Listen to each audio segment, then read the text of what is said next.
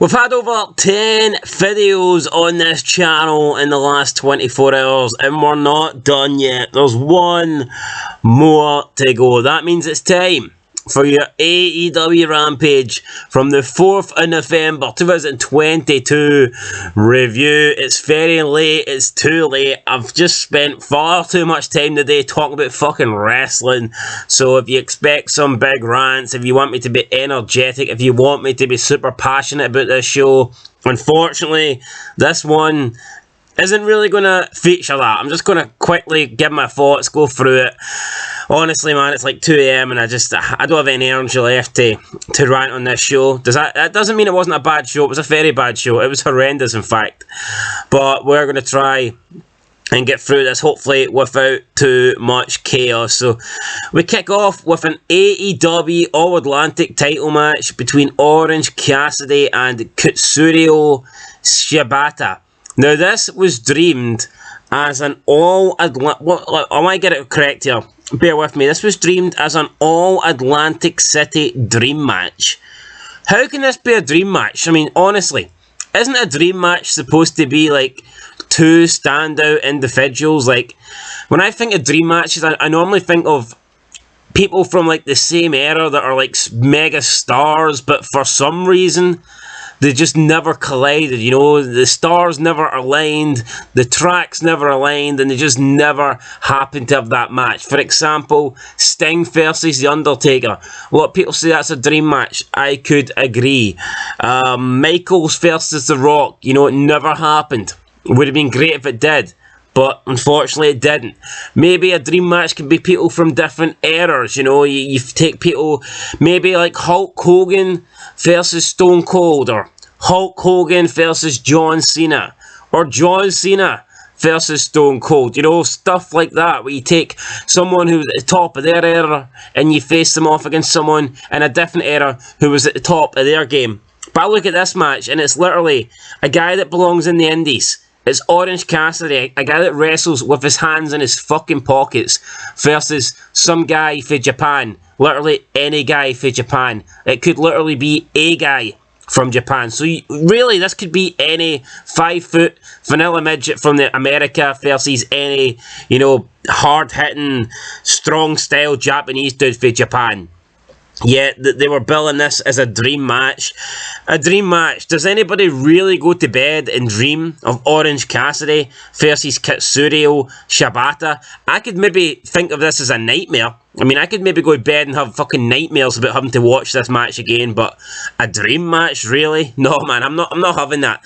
Now, I know sometimes in wrestling, people like to stretch the truth and exaggerate to try and make things feel bigger, but calling this a dream match is a fucking insult. So, you know what, we get our standard Orange Cassidy match.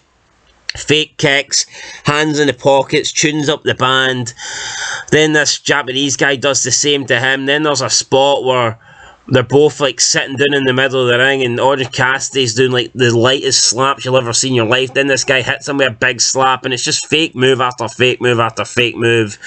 Eventually, Orange Cassidy does get the win with the Orange Punch, 1, 2, 3, and after the match, he helps the Japanese guy up and he puts his glasses on the Japanese guy. Then the Japanese guy taunts and he celebrates with Orange Cassidy, even though he lost.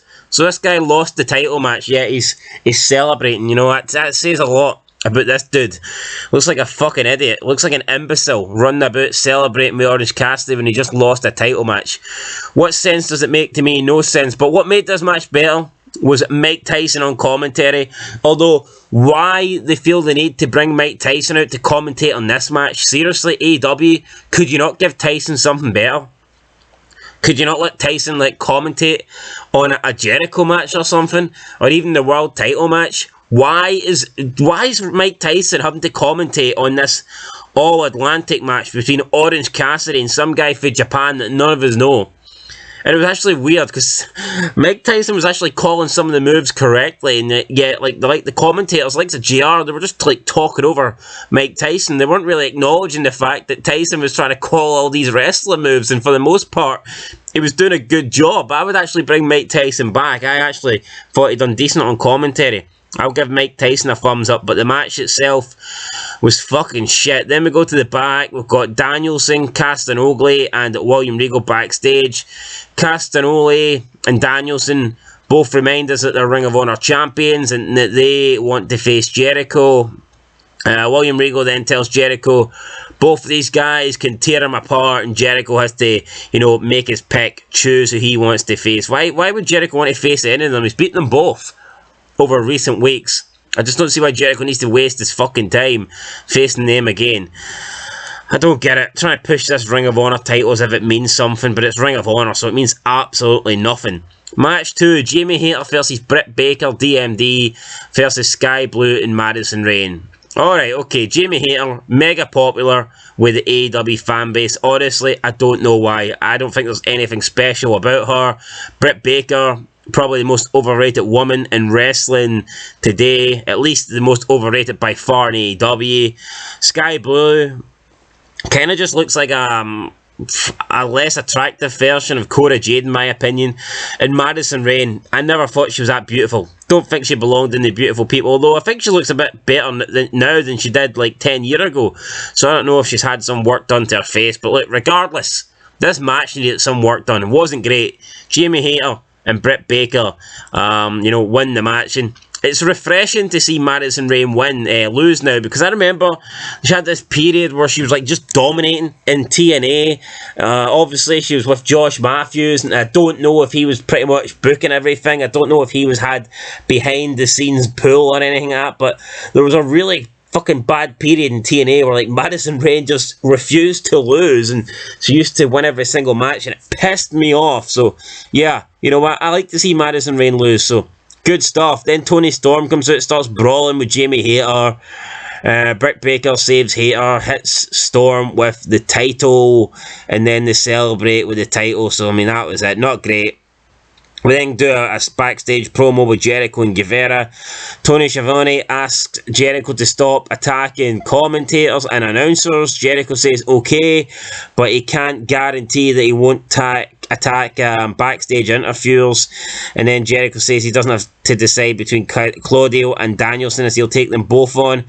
However, it will be a four-way, and he wants his little buddy Sammy Guevara in there. So honestly, I just don't understand this. I mean, Jericho, it seems like he's putting the odds against him. He's making a four-way match. Why would they do that? Now, you could argue, let's say for argument's sake, you could say that he's adding in Sammy Guevara so he's got backup, but they're taking on two members of the Blackpool Combat Club, so therefore, it's still 50-50. Now, whether it was one-on-one, it would be a 50-50 match, but now it's two-on-two, and it's two factions against each other, two members from each, so it's still really 50-50, but plus, you factor in the fact now in a fatal four-way, Jericho doesn't need to be pinned to lose the belt. So why has Jericho done this? It makes no sense for the heel to book himself in a match that does not favour him at all. Maybe I'm looking into this too much, I don't know, but I just thought it was dumb. Why is Jericho, the heel, the guy that cheats, the guy that doesn't have honour, why is he putting himself in a predicament where he could easily lose the title and he does not have any sort of advantages? In fact, he's a big disadvantage. So I just thought it was stupid. Then Ricky Starks cut a promo and he says he's going to win the AEW World Title Eliminator. Probably isn't, but he thinks he's going to, so who gives a shit? You know what? I used to think Ricky Starks wasn't bad, but fuck it, he's not that great, is he? If we're being honest, he's not that great. Speaking of not great, the worst tag team name of all time, Wardlow, they're taking on the Gates of Agony with Prince Nama. They have the match. Powerbomb. Wardlow wins. Sympathy of power bombs or whatever.